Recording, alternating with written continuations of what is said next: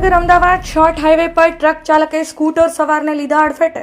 મજૂરી કરી પરત ઘરે આવતા સમયે નડ્યો અકસ્માત। ટ્રક ચાલકે અડફેટે લેતા સ્કૂટર ચાલકે એક યુવકને ગંભીર ઈજા પહોંચતા મોત નીપજ્યું।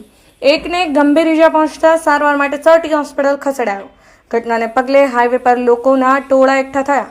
બનાવ અંગે જાણ થતાં પોલીસ કાફલો ઘટના સ્થળે પહોંચ્યો। ઘટનાને લઈ પોલીસે મૃતદેહને પીએમ અર્થે ખસેડી આગળની કાર્યવાહી હાથ ધરી।